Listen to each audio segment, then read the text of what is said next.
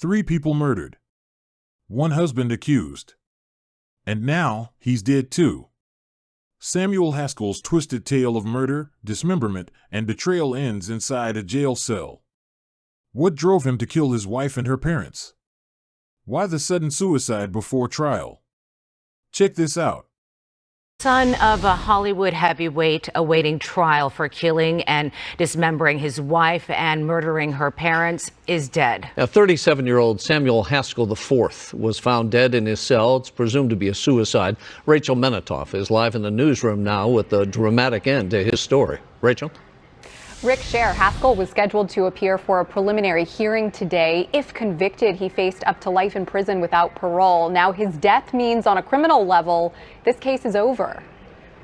Like my resume says, unhappy, bitter, resentful. Samuel Haskell, the son of a top Hollywood executive, found dead inside his jail cell at LA's Twin Tower Correctional Facility early Saturday morning by suicide.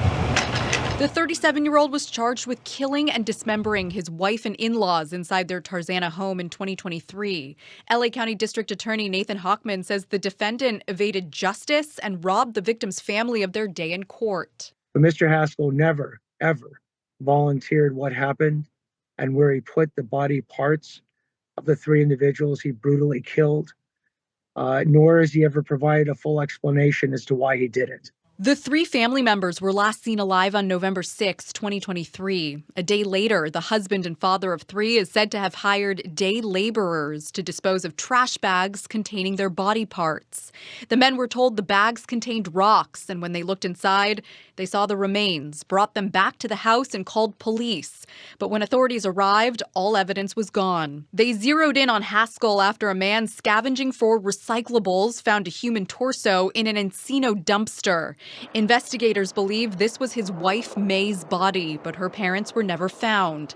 Hochman says investigators found machetes, cutting saws, knives, a .357 firearm, and blood all over Haskell's home. Well, the effort to find the bodies of Mr. Haskell's in-laws will never stop until they're found.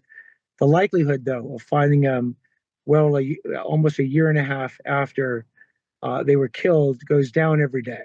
Haskell was charged with 3 counts of murder. He pleaded not guilty and was being held without bond before his trial. So this was a very strong case for the prosecution, one where they were certain they were going to get a conviction. Retired FBI agent Bobby Chacon, who has reviewed the evidence in this case, says the defendant began plotting a month before the murders and seemed to have a getaway plan. So he was planning on murdering these people, getting rid of their bodies at least long enough to make his escape to Japan. And, it's pretty clear that that's what happened. But for the intervention of those laborers that did the right thing, he might have gotten away with it.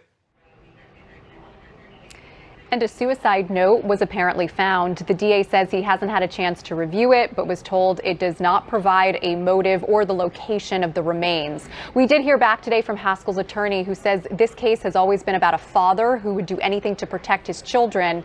He says the general public doesn't really know Samuel Haskell, that he was denied dignity, was paraded around in court, and this created unfair speculation about his personality and character.